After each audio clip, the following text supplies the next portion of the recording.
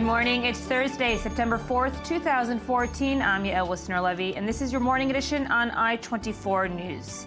We begin with our top story. Steven Sotloff, the American journalist whose gruesome beheading was confirmed in a video released Tuesday night by the Islamic State terrorists in Syria, first came to know Israel as a young government student at the IDC in Herzliya.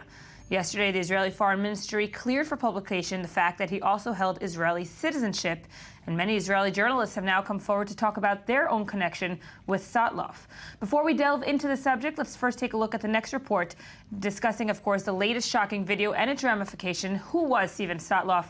I-24 News correspondent Eli Hochenberg looks at the man and the war reporter. Many are now mourning. Steven Sotloff, the American journalist beheaded Tuesday by the Islamic State, was an Israeli citizen as well as a U.S. national. His second citizenship, in addition to his Jewish faith, were kept under wraps by international media so as not to further endanger his life.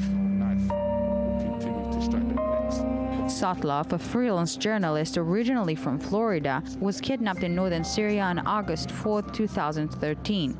His family only publicly revealed his captivity last month, having previously requested a media blackout. A friend who was with Sotloff in captivity told the Israeli daily Yediot Aharonot that Sotloff hid his religion from his captors, but nonetheless managed to observe the Yom Kippur fast while in captivity. He told them he was sick and doesn't want to eat, even though we were served eggs that day. He used to pray secretly in the direction of Jerusalem. He would see in which direction his Muslim captors were praying and then adjust the angle. Sotloff, the grandchild of two Holocaust survivors, grew up in Miami and attended a Jewish school.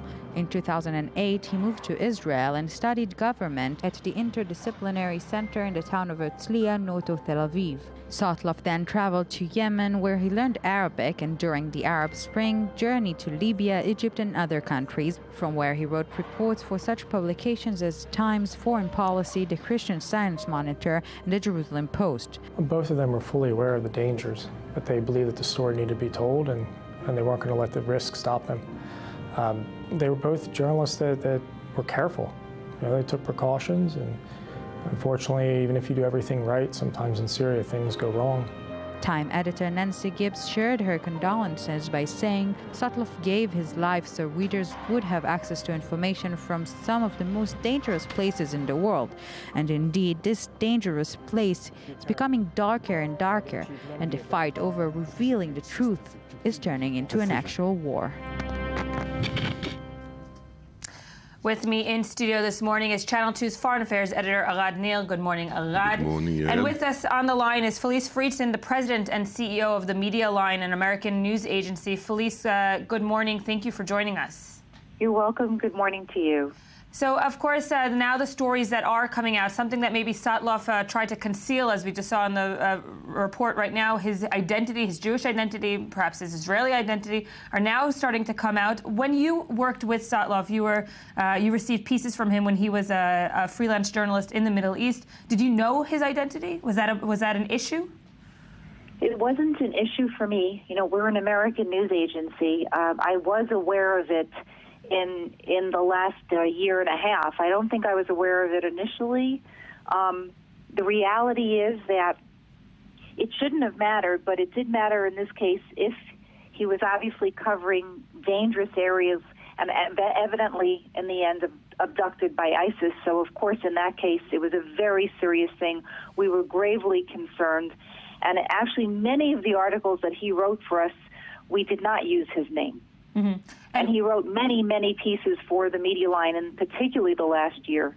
And what were his pieces focused on mostly? We know that he was freelance journalist. He was writing for different outlets over the course of time. What did he write for the Media Line mostly?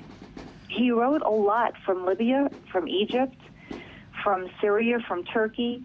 He wrote a lot about the fact that the jihadis were taking over in many areas. He wrote a lot about the fact that the people themselves were calling for weapons and not food. He was trying to send messages back in terms of what was happening in the streets in Libya and particularly in Aleppo before he was abducted.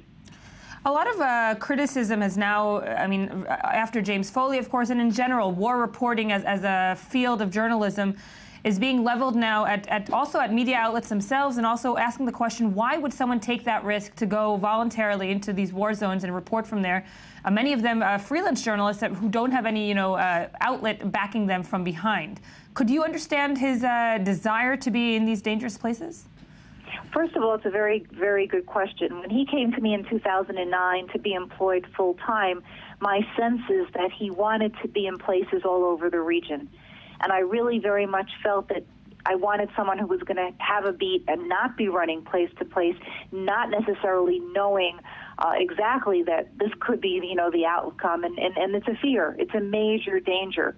And I have to say that may not be any different for a freelancer or a large organization, because if you have captors like ISIS, I don't think it really matters who you are in that case.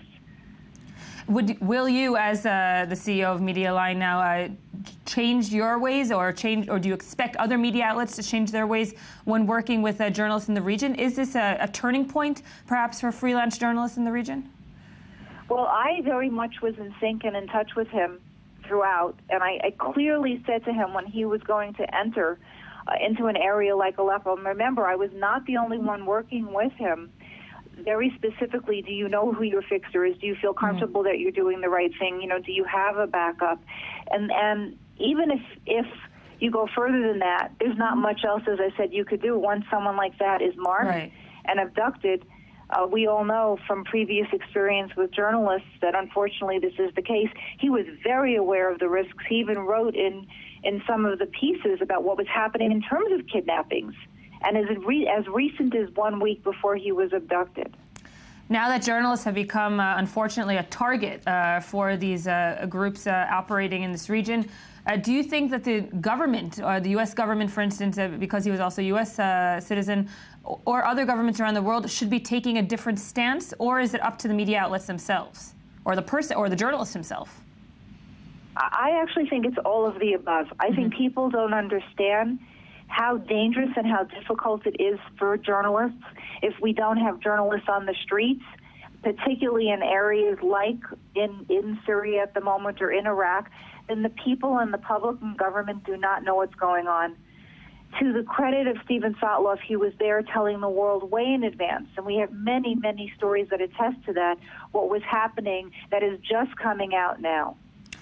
Well, Felice Friedson, thank you for joining us this morning, of course, and wishing all the journalists that are still captive abroad only well. Arad, this is only one journalist among many. Yes, it does come after James Foley, but it hits Israel maybe in the gut because of his identity, more than other stories. We've heard about journalists being captured from the Egyptian Revolution and so forth. Well, this is the essence of the media. This is the essence of the way we work, because we have this personal linkage, if you want to call it.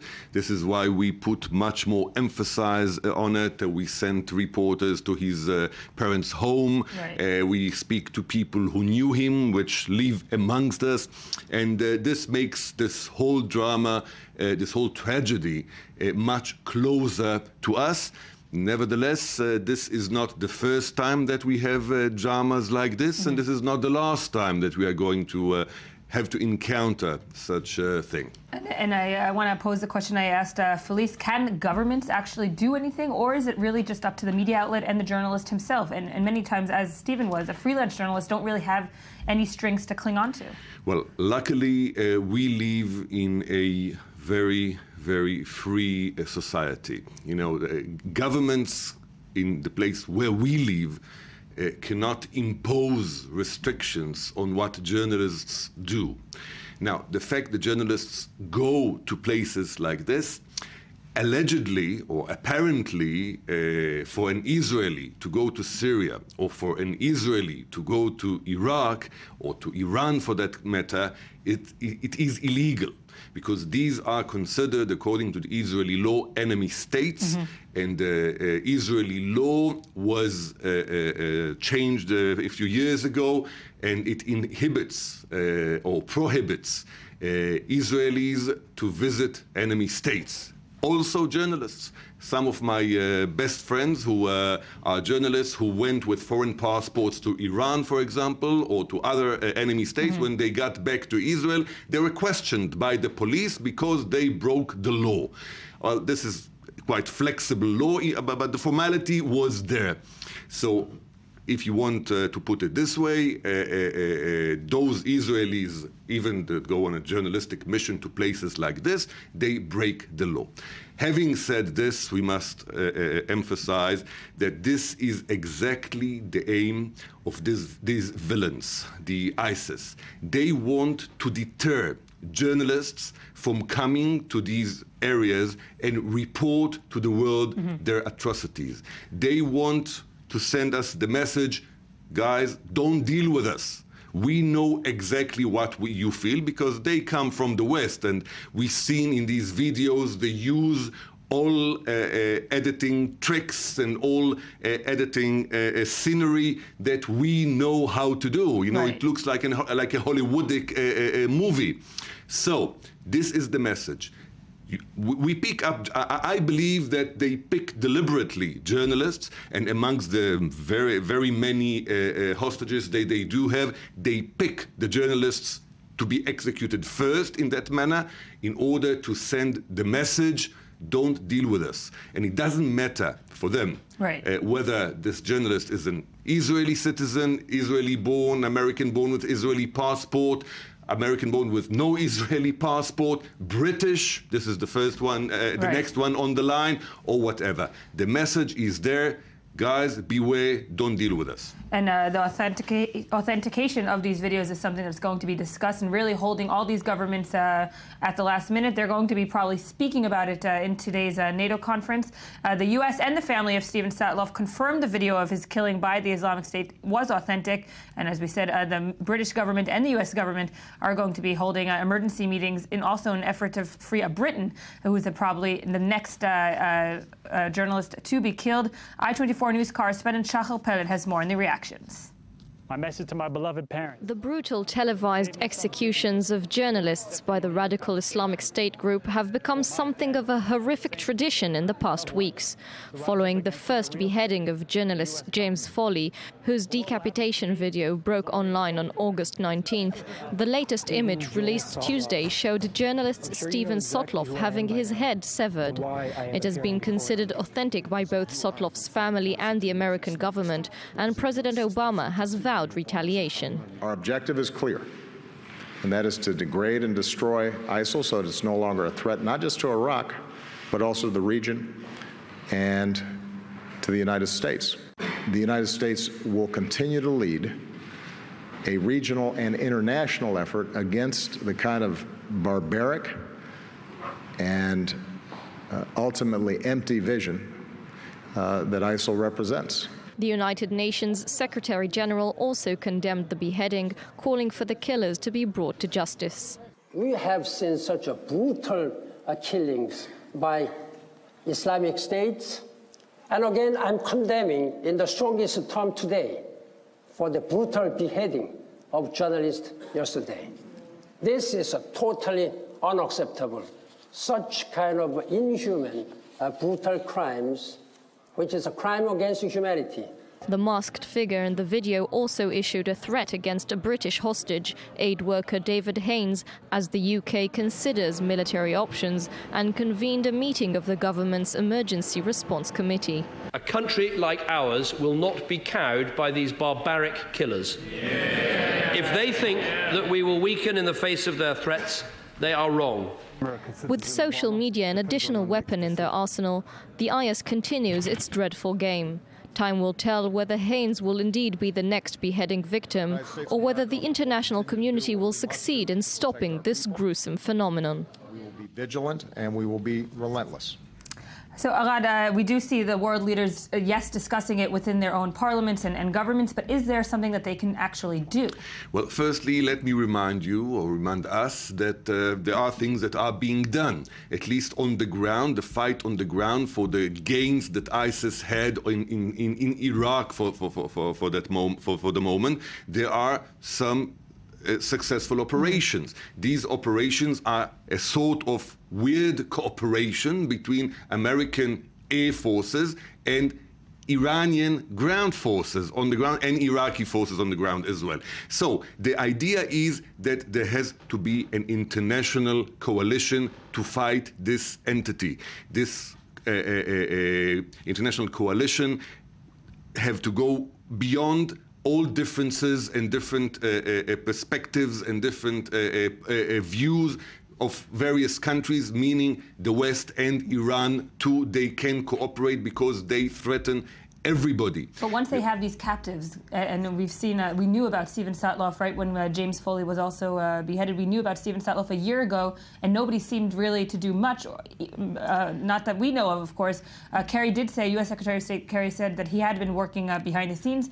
Was it too little, too late? Yael, it may be unpopular to say, but as horrific, devastating and humiliating these pictures that we've seen of these executions in the last couple of days, this is not the issue. The issue is much wider. We have to zoom out of it. This is a particular case, and for those particular cases, it's too late. But the picture is much bigger. The threat is much bigger. The threat is for ISIS to gain power on the ground where they are, and there, as I said, there are some successful operations against them. And another threat is the threat that ISIS poses on the West, and this can be done by forming international coalitions and also by taking various restrictions that may also restrict the freedom of the civil freedoms. But we have to take it. It may be a temporary gain for the terrorism, which we succumb to them because we give up some of our very noble principles, but we have to cooperate, the international community, and I think that this is why, this is what Secretary of State Kerry is working on at the moment, and this is why NATO heads of states are going to discuss today in Wales, England, in Wales, Britain, rather. Well, now we're going to go straight to Britain. Jonathan Sacherdadi, our I-24 news correspondent, you're in London this morning, of course. Western leaders have started to arrive to the NATO summit in Wales this morning. Representatives are going to be meeting at a Celtic Manor resort to discuss issues ranging, of course, from the increasing tensions in Ukraine, but also, of course, a strategy against the Islamic State, something that the U.S. President Barack Obama said just last week. There is no strategy as of now. Jonathan, thanks for joining us. Good to be with you. So now that we heard David Cameron speaking in Parliament yesterday, saying that there needs to be some kind of response, is there a coalition response or a unanimous kind of idea of what needs to be done within the British government? Well, there's certainly some unity between the government itself and the opposition Labour Party. They agree on many things now, which is a big difference from this time last year when they debated whether or not to intervene in Syria. Now there's an agreement that we should not be cowed in this country by the barbarous terrorists of ISIS, using the words of the Prime Minister. And there is also an agreement that there may be some case for actual intervention, though of course that would be limited, and the precise details of what sort of intervention that would be have not been revealed.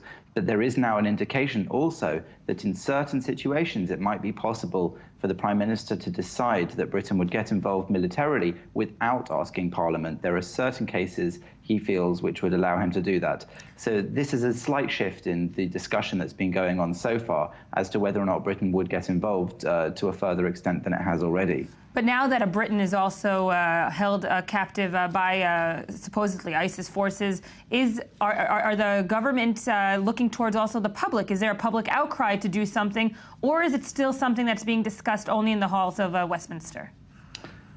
Well, aid worker David Haynes was taken prisoner or hostage 19 months ago, but his family were told to keep it secret. So until now, he's not somebody that the British public have heard very much about. However, it's been known that he was missing, and of course the threat to kill him next in that gruesome video has been taken seriously here. So the public is torn because the British public, like the US public, doesn't forget easily the sacrifice that was made in previous wars in the region. And yet there is a sense that with 500 jihadi fighters, British-born jihadi fighters, apparently taking part in the wars with ISIS in Iraq and in Syria, at the moment, there is a huge risk to national security that those people might return here with the skills and training that they have from there and pose a serious threat to national security in the United Kingdom. So it's a matter of being able to balance these two concerns. One, not wanting to get involved in an open-ended and difficult war in the region again, one which people doubt we may be able to win and doubt we may be able to make a big difference in, and also being able to satisfy the requirements of the country to keep its citizens at home safe against the threat of this sort of jihadi intent returning to our shores. And speaking about, of course, the NATO summit that's going to be commencing this morning in Wales, there's going to be a lot of issues that are going to be discussed. The main headline issue was to be Ukraine and Russia. What is the British position as of now towards Putin? We've seen a kind of a ping pong of rhetoric between the United States and Russia. Britain has taken, of course, the Western position, but it's been quieter than the United States. Well, this morning's Times newspaper here in the UK carries an op-ed written jointly by David Cameron and Barack Obama, and they state what their position is, which is obviously united in the sense that they're writing this together. They talk about how when NATO last met in Britain in 1990, the Cold War was ending, as Margaret Thatcher and President Bush Sr. pledged to continue to stand together, they write. Many might have thought that a new era of peace and prosperity would make this great security alliance less relevant. But today, NATO, they say, is as vital to our future as it ever has been. They say that they're meeting at a time when the world faces many dangerous and evolving challenges. One of those, of course, is, as they put it, illegal self-declared annexation of Crimea and Russian troops on Ukrainian soil. So the two are certainly talking a united message. They're trying to put across a strength message as they go into these talks in Newport. And it's clear that the world has two main issues to deal with, and NATO has two main issues to decide on as they discuss today. That is, of course, what's going on with Russia and Ukraine, and, of course, what is going on with what they describe in this article as an arc of extremism from North Africa through to the Middle East. Both of these serious world problems that Britain is now trying to talk tough on, definitely in agreement and in accord with the United States. Jonathan, stay with us. Agada, of course, these two different topics, as Jonathan put up, can we rate them? What's more important to the West right now, or are they equally important to this Western bloc? They're equally important to the Western bloc. I think that the Russian issue is easier to solve because the ingredients are there.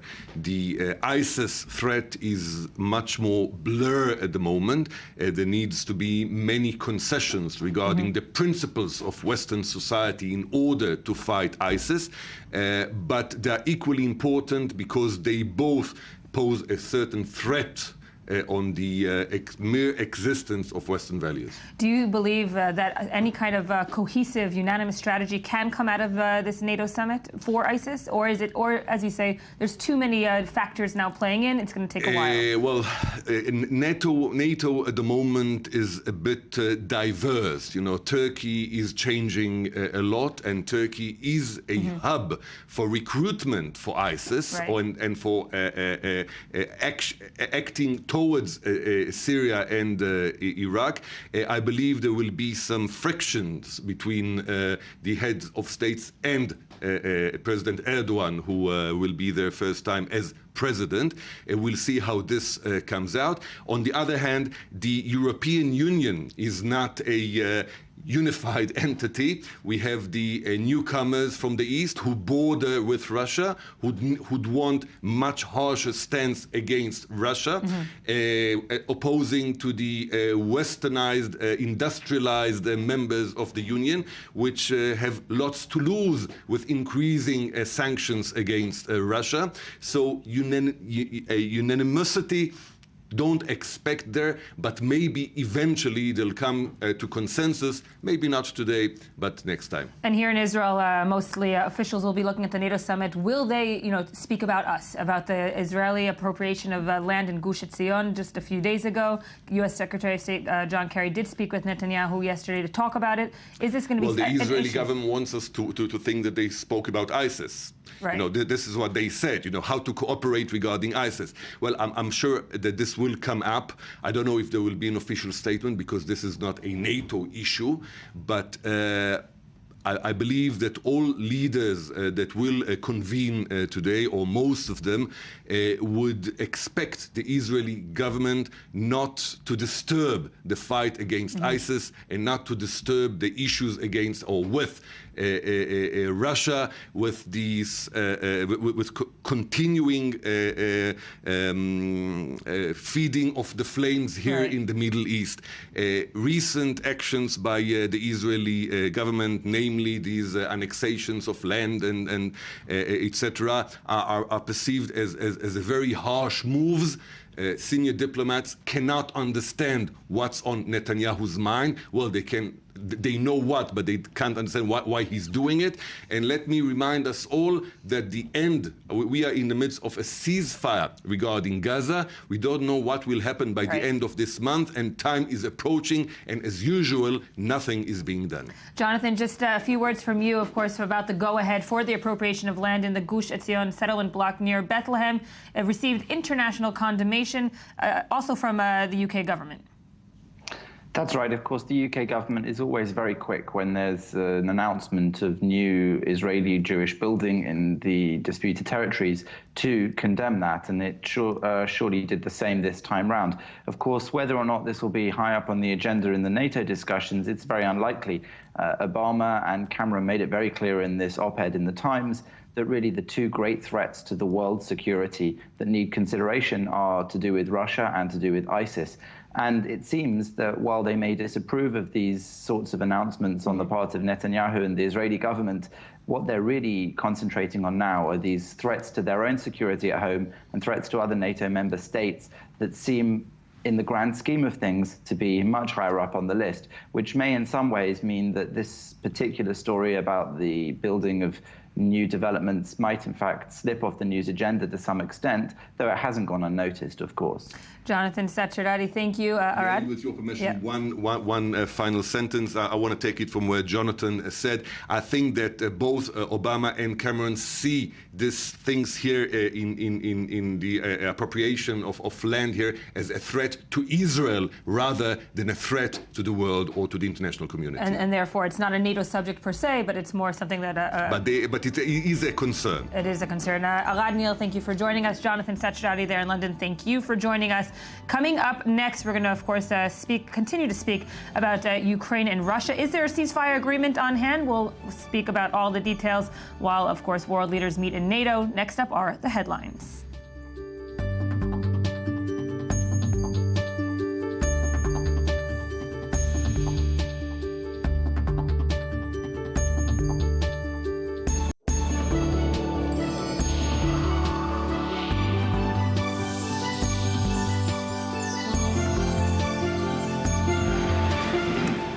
Welcome back to I-24 News Morning Edition. Conflicting reports came out yesterday of a ceasefire agreement between the Ukrainian President Petro Poroshenko and the Russian President Vladimir Putin. This as U.S. President Barack Obama has called the conflict in Ukraine, quote, a moment of testing for the United States and Europe. As world leaders are due to meet in Wales today to come up with a NATO response to Russia, Putin proposed a 7-point plan to end the Ukrainian conflict that could take effect on Friday. We're joined in studio by I-24 News senior editor Ruti Sinai. Good morning, Ruti. Good morning, Gail. Thank you for being here. Let's take first a quick look at the following report, and then we'll chat. A surprise announcement emerged from the Ukrainian president's office Wednesday morning. A spokesman for President Petro Poroshenko proclaimed a permanent ceasefire had been agreed upon in East Ukraine, as well as a mutual understanding on steps that would lead to peace. This following a direct phone conversation between Poroshenko and Russian President Vladimir Putin. Putin's office, however, was less forthcoming, with a spokesman insisting that the Russian president, quote, could not agree to a ceasefire because he was not party to the conflict, unquote. Indeed, enforcing a ceasefire may represent a major challenge considering prior statements by pro-Russian separatists, which claimed the fighting would continue so long as government forces remained in East Ukraine. U.S. President Barack Obama arrived in Estonia Wednesday ahead of a NATO summit to open Thursday in Wales. The crisis in Ukraine is expected to be one of the main subjects on the agenda, but judging from Obama's initial response to the new developments, it seems the White House may have been left out of the loop. I'll leave it up to others to interpret Mr. Putin's psychology on this. But in terms of actions, what we've seen is aggression and appeals to nationalist sentiments. While Obama did not rule out a possible breakthrough, he also reserved some veiled criticism for the Ukrainian leader. There's an opportunity here. Let's see if there's follow-up. In my discussions with President Poroshenko, I've consistently said that he needs to follow up on the kinds of reforms that he proposed. Reservations aside, there may indeed be cause for optimism, with admissions on both sides that the phone call between Poroshenko and Putin had advanced an understanding that could end the violence in East Ukraine. When it comes to this conflict, however, optimism is a risky business. So, Ruti, obviously, the 7-point plan, as Putin has agreed upon with the Ukrainian president, has good timing. It's right when the world finally is going to meet to discuss some kind of strategy, and maybe some will say an attempt to thwart any kind of unanimous coalition. Right. Well, of course, it's no coincidence. Yeah. I have to say that what happened yesterday was sort of comic if it weren't so sad, because, we got this tweet from Poroshenko himself saying, yay, I've talked to Putin and everything's fine, we're going for a ceasefire. And of course, we all sent out, alerts and stories and stuff. And then, maybe 20 minutes later, the Kremlin comes out with a statement saying, oops, no, sorry, we can't have a ceasefire because we're not involved in the fighting. And I was thinking, again, parenthetically, that it's sort of like, the story about this fellow who kills his parents and then asks for the court's mercy saying he's an orphan. So here is this guy, Putin, saying, well, we're not involved in this fighting. And then he says, but, I would really recommend to the rebels, to the insurgents, that they lay down their arms and let's talk about this peacefully and so on. So obviously now, on a serious note, obviously things are happening behind the scenes. This Poroshenko-Putin phone call was probably fairly substantive. What they're going to be willing to say in public is, of course, a different story. Now, did Putin come out with his plan, and did he make this phone call with Poroshenko and let Poroshenko tweet this thing? Because obviously he didn't do it of his own, right. Just without consulting. So is this all because of the NATO meeting? Is it because of the EU sanctions that are about to come down next week, stronger sanctions than have been put in force until now? Anybody's guess. I mean, it's kind of hard to see, where Putin would be deterred by this muscle and this rapid deployment force that NATO is going to recommend, and actually they've started putting together already. So on the one hand, I think it's kind of hard to see Putin, being put off by this. On the other hand, there's economics involved. Right. But Putin can only look at the annexation of Crimea as maybe a prototype of what's yet to come. The West didn't really get involved, and yes, they are going to be meeting in Wales today. But is there going to be some kind of cohesive strategy against Russia? Looking at Crimea, probably not. Yeah, probably not. That's why I'm thinking in terms of, why is he worried? On the assumption that he is worried and that's why he's doing this. One could also assume that this is in good faith, but I suppose that's naive. So why is he worried? That's why I'm saying I think it's the economic issue, not the military. I don't think the threat of military force is really putting him off. And again, he has this deniability, even though nobody really believes him, but he keeps saying it's not us, it's these, hothead insurgents on the ground, and they want Mother Russia, and, what could I do, But I think on the economic front, it's a far different story. The Russian economy has, been in a sad state for some time. The sanctions that they're talking about, until now, the sanctions have made a dent, but probably not that much of a dent in the efforts at economic recovery.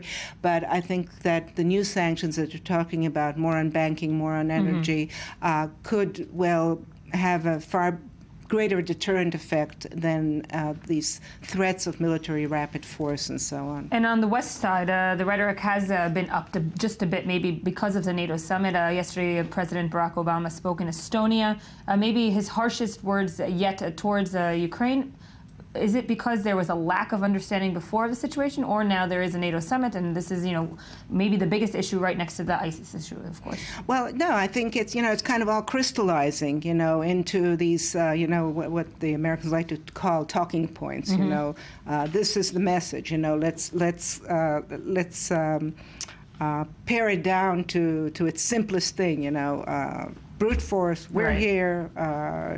Don't you dare. Don't forget. Our reach, et cetera, et cetera. And I don't think there was any shortage of it before, but I think it's just coming to the fore. And it's, this is crunch time. This is serious. They're all going to be in Wales. They're all going to be talking about guns and warships and troops and stuff. And it's. But again, I'm saying I think really the focus. Ban Ki-moon said it the other day, and I think he's right. There is no military solution to this conflict. The solution, and I think the economic sanctions are going to have a far greater deterring effect if the Europeans go through with it, which is a big question because the Europeans stand to lose quite a bit also. They do a lot of business with Russia. Right. And this morning the French already announced that they were stopping the sale of 2 warships to the Russians, and this is big business for France. The question really is, not, the United States, yes, but also Europe. And Europe in itself is, as you said, is divided perhaps on what to do also within. Absolutely. A lot of pressure on governments in Germany, other countries, not to go through with this. Ruti Sinai, thank you for joining us. Of course, the Wales is going to be the hotspot for the world today and tomorrow. If the ceasefire goes into effect, if a proposed ceasefire, that will definitely damper any kind of talks in Wales. Yeah. Thanks for joining us. Thank you.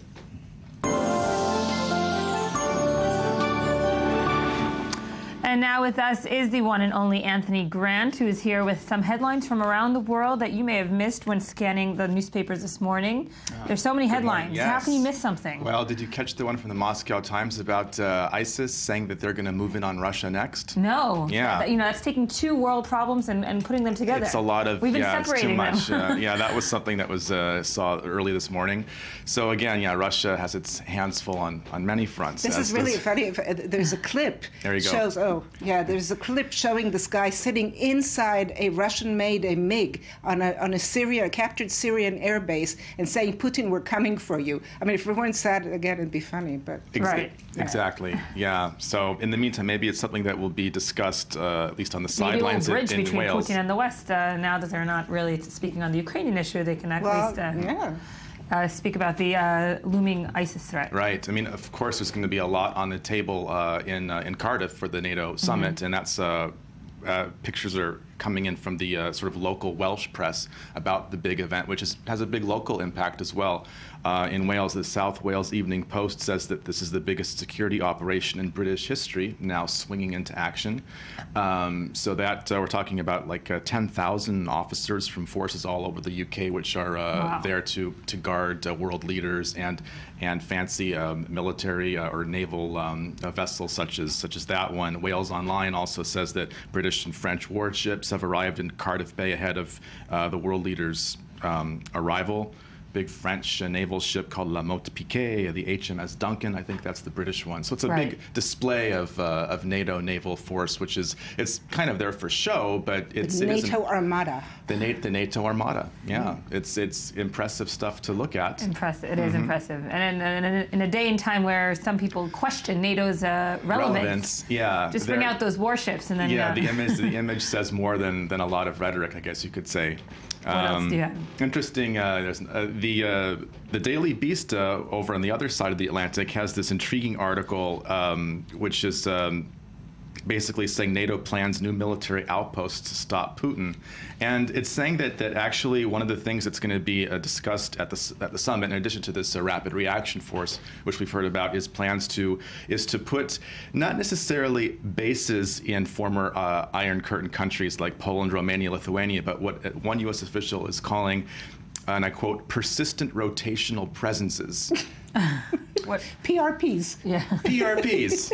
Just don't call it a base because that would, raise the the rhetoric level up too high. But basically, that's what they're talking about, but without actually calling it that. Yeah. Persistent rotational presence. It's a very Obama-esque kind of, nice way of saying something that actually is something else. Speak. It's Pentagon speak. Gibberish.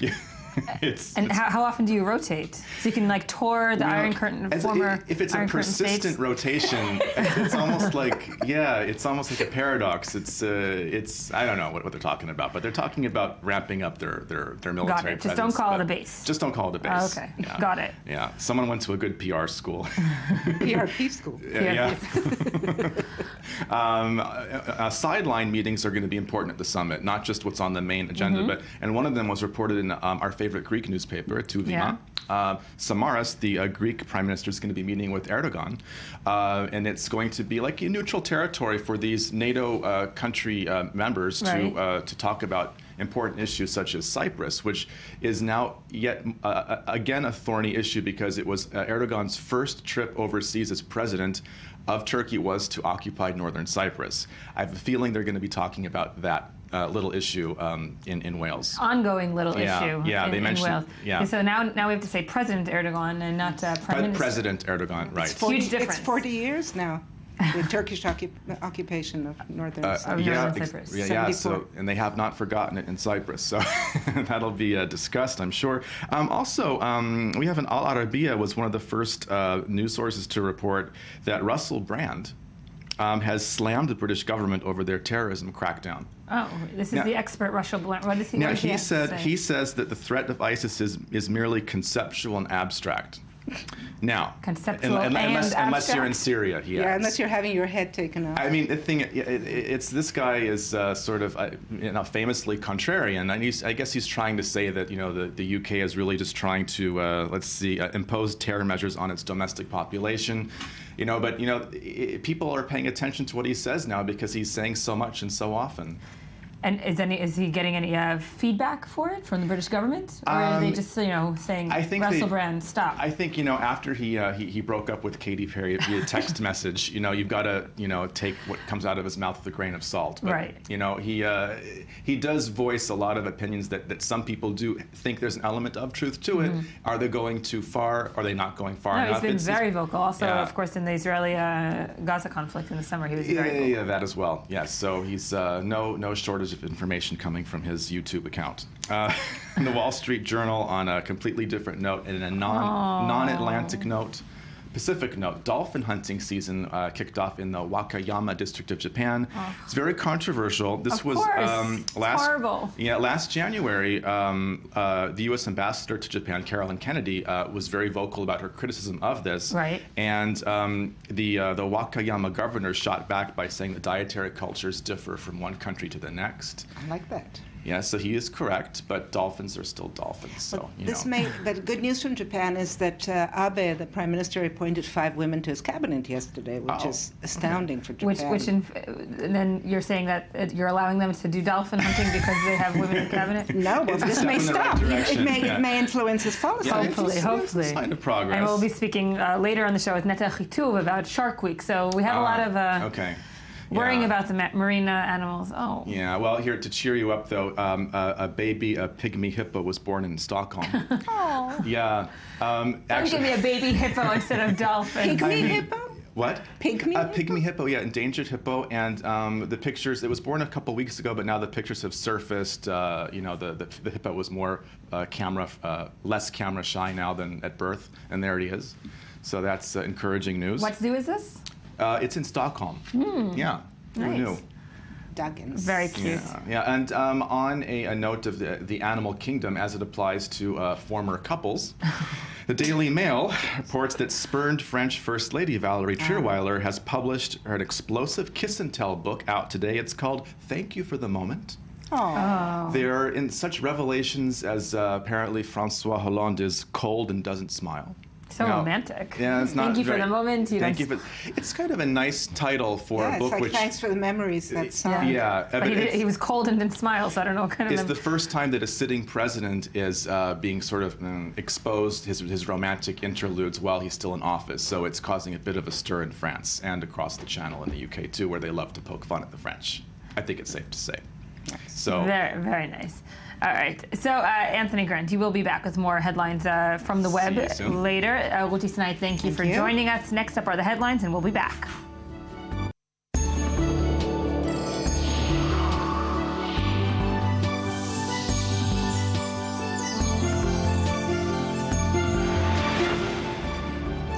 Welcome back. It's still Thursday, September 4th, 2014. This is the Morning Edition. I'm Yael Wisner-Levy. Thank you for staying with us.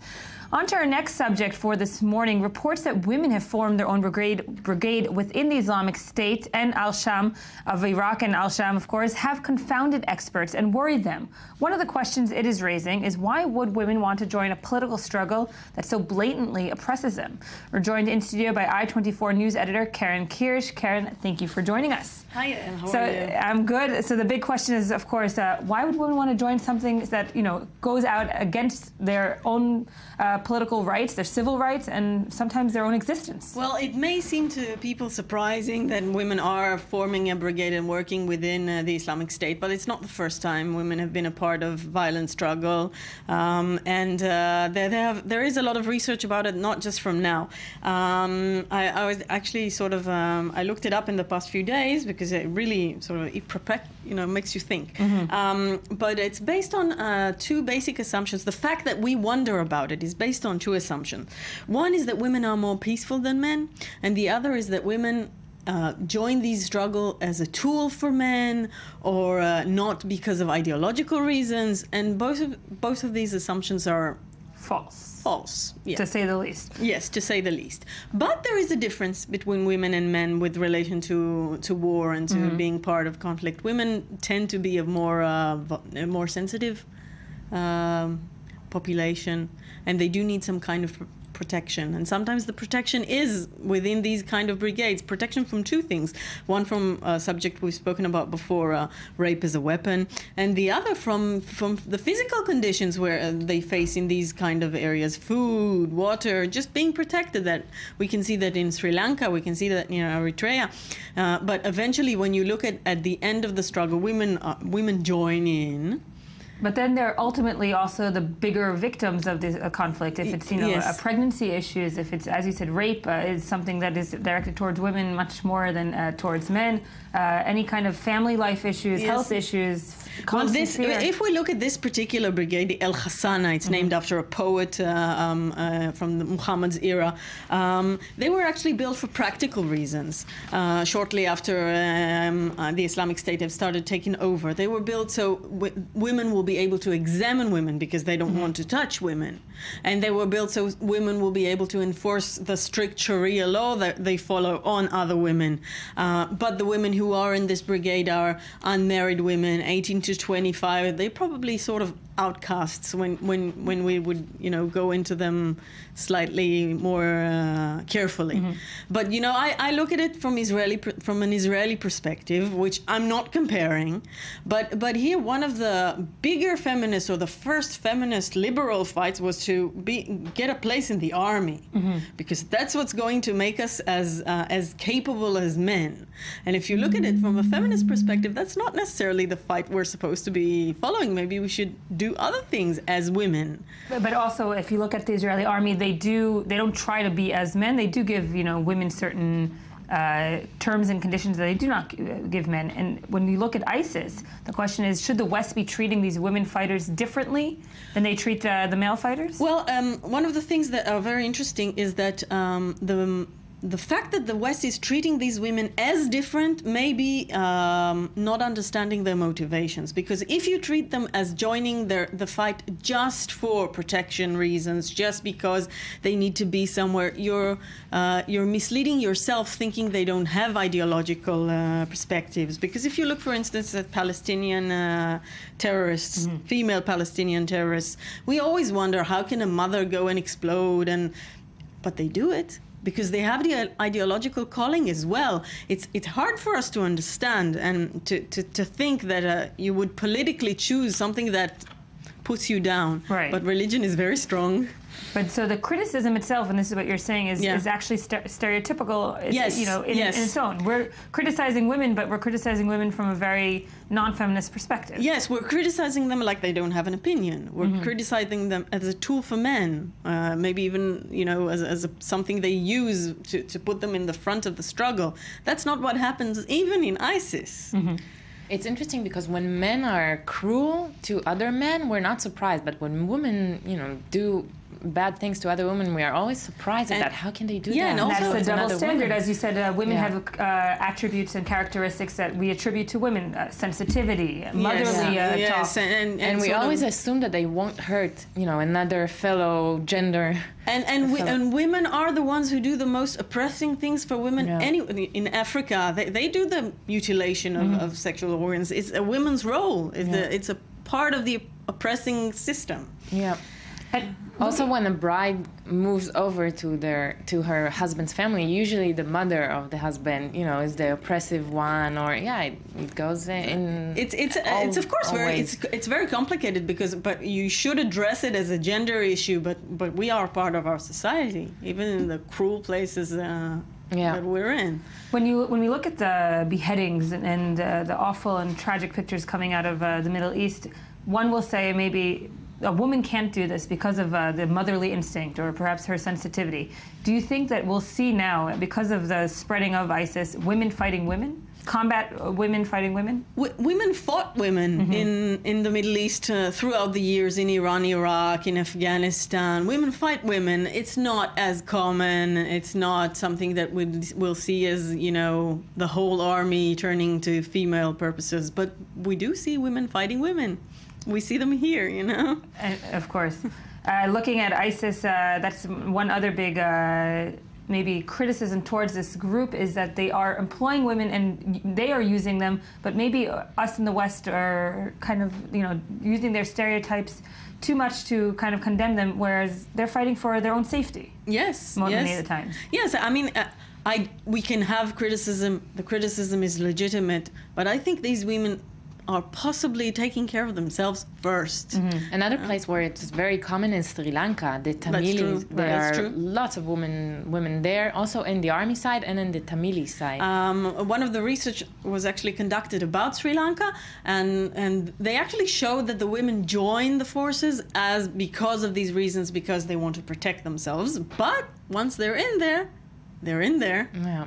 And they're not considered women anymore. They're considered fighters, militants. Yes, and they agree to change their clothing, and they would give up things that they do religiously for fighting, for becoming fighters. I think we are surprised because most of the religions were written by men, so women have to, comply with that and accept rules that have been written not by them. But I also think that Americans and Israelis will sort of look at this and sort of wonder. It's kind of funny because we, as women, even feminist women, have struggled a long way to become like men in the army. Right. Yeah. And at the end, we're also criticizing them for taking the Israeli checkpoints. There are women who has to check other women. It's very common to see that. Yeah. Well, Karen Kish, we'll keep an eye out on the women brigades. Thank you for joining us. And I didn't introduce you, Netta. Yeah, sorry for interrupting. Of course, you're here with some other news from Shark Week. Yeah, totally different. Yeah, we have to reshuffle and So let's start with the good news. In Palau. Good week? There are really good news. You would love this one. Really, I promise you. In Palau, it's been 5 years now that there is a shark sanctuary, and it's a huge success. People are not allowed to fish sharks or hack their fins, and it's been such a huge success because tourists are coming there just to see, how is it to dive with sharks. It's really amazing and exciting. So tourists flocks there, and they are making a lot of money because of that, and they are actually making 1,000 times more money from the tourism of watching sharks than from the fishing industry. Wow, so it's such a success. That's a good strategy. Yes, that the president make money from Yes, exactly. So the president decided that he's going to expand it and make it illegal to fish in general, not only sharks. Wow. Yeah, until 2018, this will be the biggest non-fishing sanctuary, you could say, or vast ocean territory that fishing is not allowed. It will be 630,000 square kilometers. It's the size of France. Imagine. Wow. Yes. What kind of sharks will be a heaven for a fish there. What kind of sharks are in the sanctuary now? They have the big white bull, and the other one I will tell you in a second, the tiger shark. The tiger shark. And until now there was no one has been attacked by the sharks, so it's also safe to be there, and it's pretty amazing. But this brings us to Not to the sad, subsidies? to the sad thing is that every year 73 million sharks are being killed by just people. People are hacking their fin and then throwing them to the sea to die. What are the fins used for? For soup. It's really a delicacy in China and in Asia, and it's considered like a social status. Yeah, but now last year China, the government has declared that it's illegal to serve shark fin soup. Yes, in banquets, in formal banquets, and in everything that is formal, governmental or formal. So now it's only the people, and this will be next step. And actually, 1/3 of the countries in the world are banning shark fin soup. It's illegal. Also in California and Hawaii, which used to be the biggest states in America that used to export them to Asia or to serve them. Wow, because you can't get that in a restaurant in California. You can in some restaurant. Yeah, I guess if you go to Chinatown, in a good restaurant in Chinatown, you can get it. You can get shark fin soup. Not today, but you used to before 2011. Yeah. So here too is the plan would be to perhaps promote more tourism for sharks rather than so this food is industries. The PALAU is a really, really good example on how you just do a simple math, and you have much more money. And also in Palau, because of the fishing industry, the bluefin tuna, which also is a very popular fish, is almost extinct. And now it will have a chance to survive again. Yeah. To come there. And actually sharks is interesting because they're really, everybody's scared of them. We see them as really bad creatures, predators, but today people understand that they're really, really, really valuable for your ecosystem, for the sea. And if sharks are okay, then everything is okay. And there are actually 480 species of sharks. Only 3 of them are dangerous to people.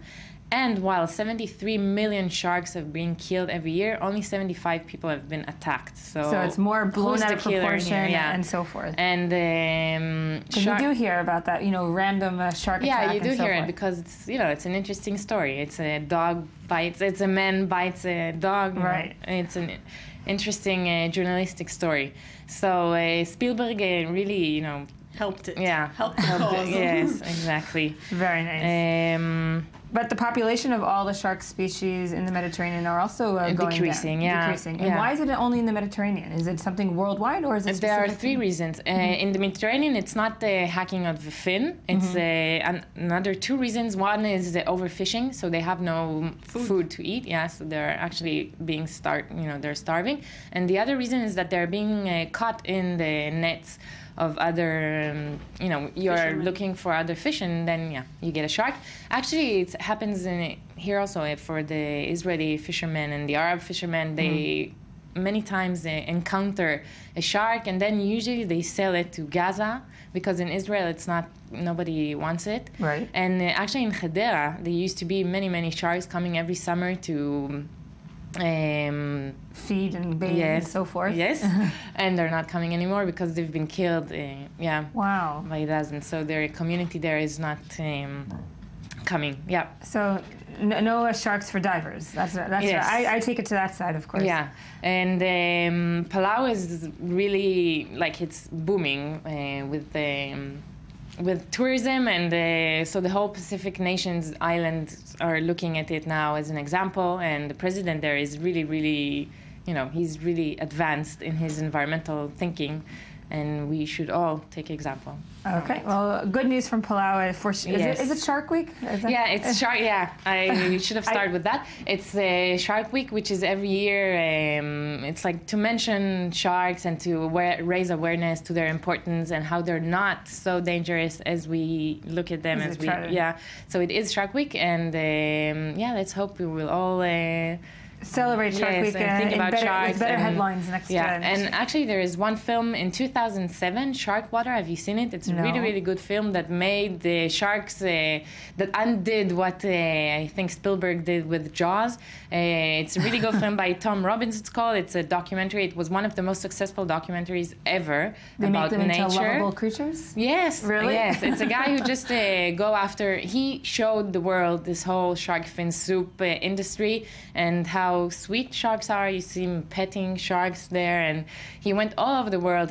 It took him, I think, 12 years to film it, and it really raised awareness. And since thanks to the film, 27 countries banned shark fin soup. And a lot of celebrities have also come out against it. Yeah, also Chinese celebrities, which is really important, and also Western celebrities are banning it, and everybody calling to stop this terrible soup.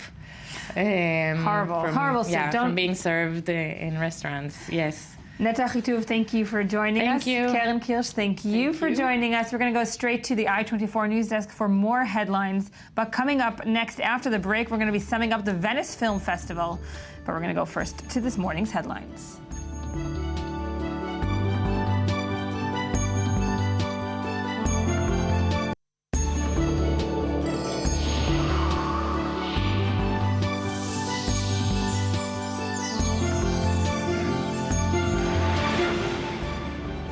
Good morning, and thank you for staying with us. We're now joined in studio by I-24 News cinema correspondent Leticia Loreni. Leticia, good morning. Good morning. And Anthony Grant, you're still here with some headlines from the web. Yes, hello. But we're going to start first with what's going on, what's really important. The Venice Film Festival. Everyone's talking about it, of course. That is like the staple, one of the staple of festivals around the world that shows maybe what's going to be the hot documentaries and films for the next year. Right, it's actually the most ancient film festival in the world. It was previous to Cannes Film Festival. Cannes Film Festival was built to be the competitor of Venice Film Festival. Anyway, this year is very, very interesting. A big political aspect as far as movies are concerned. A lot of political movies, starting with a movie that everyone is talking about. It's an Iranian film that has been made by the first woman director of Iran. Her name is Rakshan Bani Etmad. The movie is called Gesea, which is translated from Farsi, the language of Iran, into Tales. We're going to watch very quickly a piece of this movie, and then we'll talk about it. Okay, let's take a look. We're gonna take a look just when it's ready. But anyway, it's interesting though. There's a woman director from Iran. Did she make it and produce it in Iran? So she did made it and produce it in Iran, but she had, of course, to go around the censorship that was applied, because in Iran, under the regime of Ahmadinejad for 8 years, all the movies were under Islamic laws, and she's a very rebel director. She's always been fighting for her ideas. She's always wanted to portray the society of Iran outside of the political aspect of it, the real society. And this movie is exactly like it. It's a story. It's Let's take a quick look, and then we'll talk about the story. There we go.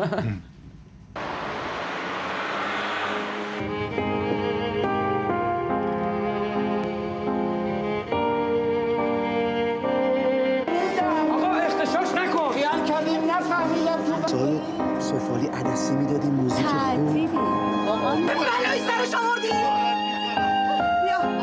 محترم مسئولان آقا یونا خانم چرا اینطوری میکنی رضا So a very courageous film. What can we say? Very, very courageous film. So to make it happening, because she couldn't make a feature film during these 8 years, she did a bunch of few short movies made under like the style of documentaries, following a taxi driver, a retired mother, a young student, all type of characters from the Iranian society. And with all those short movies, she found a way, like a red line, to make it at the end a long movie and be able to screen it everywhere in the world, but not in Iran. Not in Iran, which maybe is the most important public that needs to see this kind of movie. Actually, it's a social portrait of Iran, so I think it's interesting for the rest of the world to see Iran not in a wartime, but in a really social. Like in Iran, society is suffering, and it's something like the society itself. All those people that are very occidental in the end, and it's interesting for the world to see that. How has the world reacted to the film so far? So far, she's one of the favorite at Venice Film Festival, and she's actually going to Toronto tonight, because the Festival of Toronto is starting tonight. We're gonna talk about it later. Another political movie at the Venice Film Festival, because Iran is not the only problem in the world. It isn't. There's a documentary called The Look of Silence that's also one of the favorite in the palmarès this year. It's made by Joshua Oppenheimer.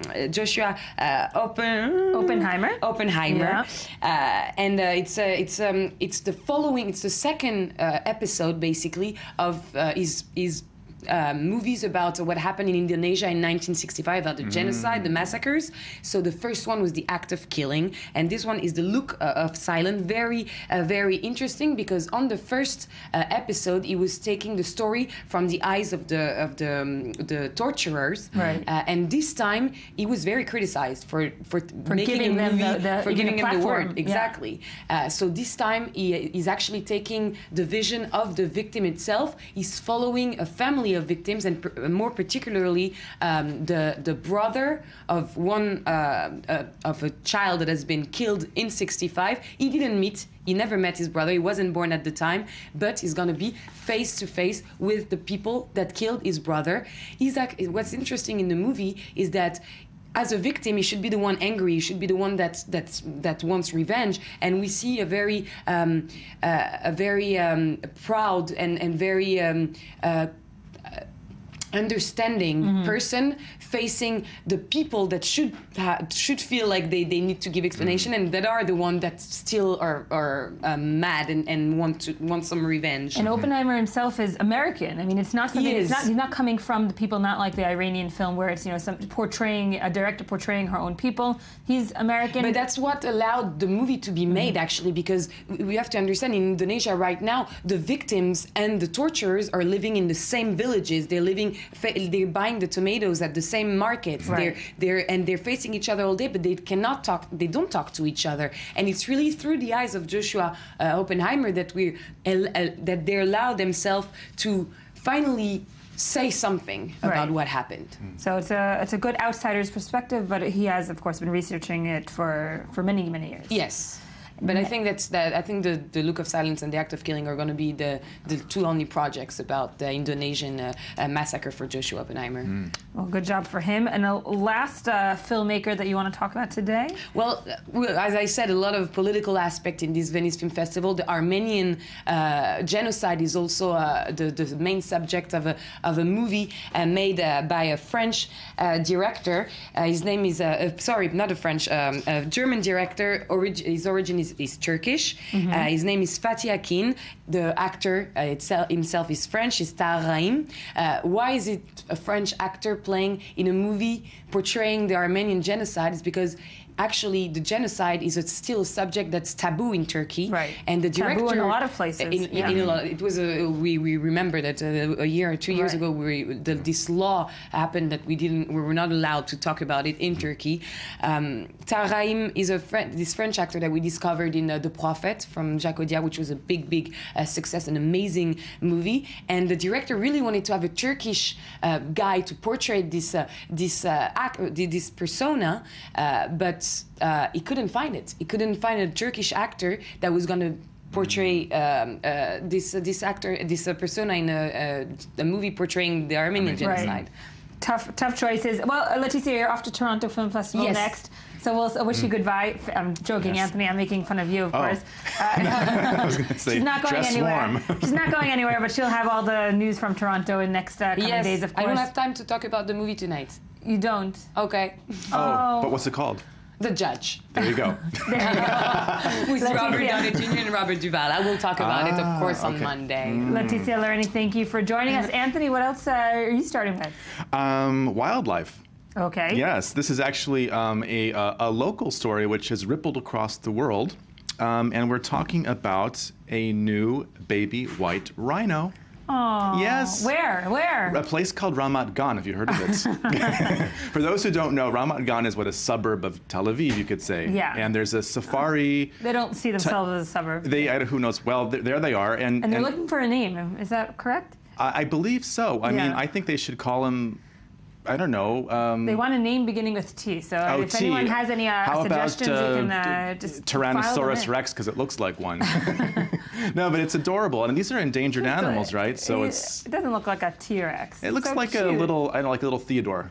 Looks cute, but I would not want to, be alone with the little Theodore.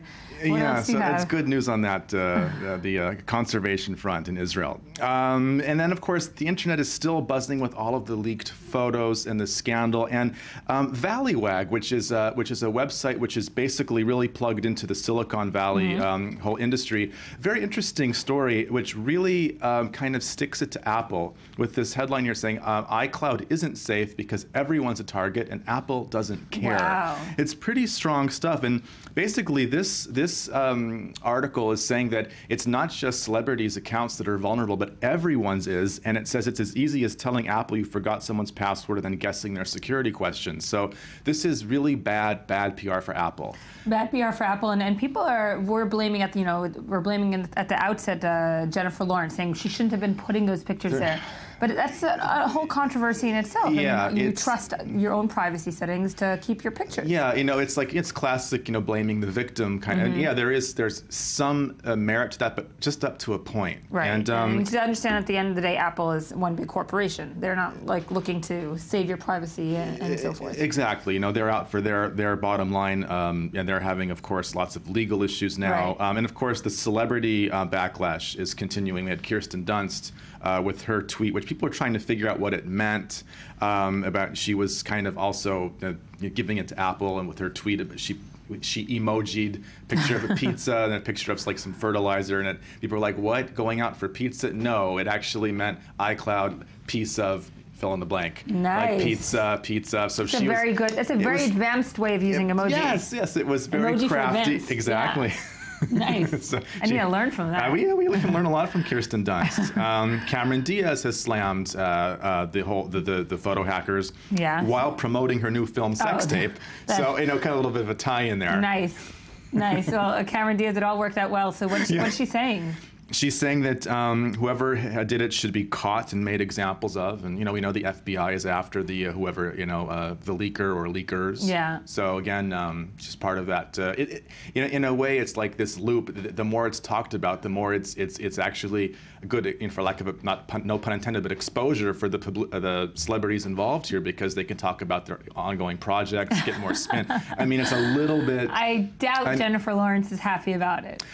I don't think Jennifer Lawrence is happy about it, but yeah, Cameron Diaz has a new film coming out. It works out well. Got it. I mean, I'm going to come back to that in a second, but also making headlines, Britney Spears, because she is single again, and this is very interesting because she broke up with this boyfriend at first, David Lucado, who basically apparently was cheating on her, but Britney Spears. He sort of said they were taking a break from each other, and she didn't get the memo. The memo was not gotten. Okay. And in a concert, she kind of basically made a reference to the fact that she is no longer involved with this guy. And I watched that documentary about her Las Vegas show, as any student of pop culture would. And everything was fine in the doc. It was about 3, 4, 5 months ago. And they bring this David Lucado on, and I thought, really, Britney and this guy? And I could see that he was not in it to win it. So he was not up to her standard. I think that's it. That was it. And I think she can. I think she can do better, and she will. Well, just let her know that. Letting her know. I'm available. Angelina Jolie is making waves with her wedding gown. I saw that. Now, that's cute. Not according to some people. Some people say the wedding gown, which was it started out as a Versace and it became that, was an example of parenting run amok. Why? What's wrong with it? Basically, the criticism is that it's letting your kids do whatever they want, whenever they want, and it's this sort of American trend now, which is creeping up onto a wedding. Shouldn't that wedding dress have been pure white? No. She has 6 kids. She's getting married after But that's what paper is for, so you can doodle on. But she allowed them to do it. She encouraged them.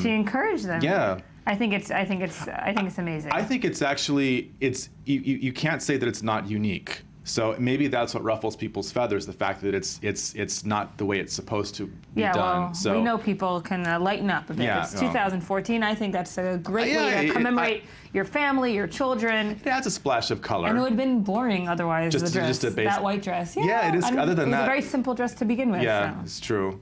Let's see. On a food note, because we talked about food this morning and muffins. We haven't We had some spoken delicious.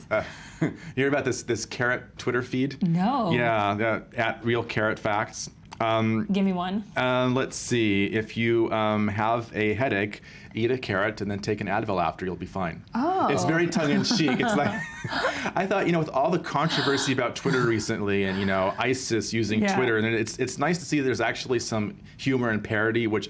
Absent of political someone stuff. has a lot of time on their hands. Yeah, but it ranks right up with the fake Prince Twitter account, which is like also a source of lots of interesting sort of humor, I should say. Got it. So people are still doing that kind of stuff on Twitter, which is nice to see. I'll start following them. I need some carrot humor. Yeah, and someone's talk about humor. Anna Wintour is being lampooned yet again, but not on film.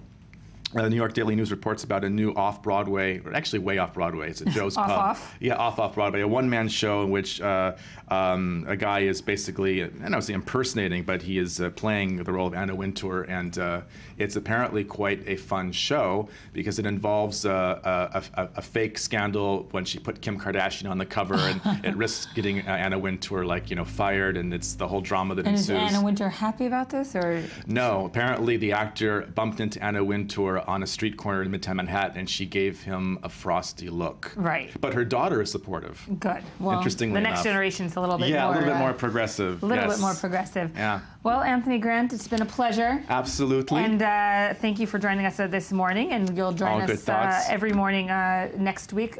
We have a show tomorrow, of course. Yes. And I'll be around. Yes. That's all for today. Thank you for watching. Of course, you can find us always on our website, i24news.tv, and our Facebook page, our Twitter account. You can follow us and follow the carrots also. Get a good mix of news and carrots. Nutrition on all fronts. That's all for today. Next up are the headlines. We'll see you tomorrow.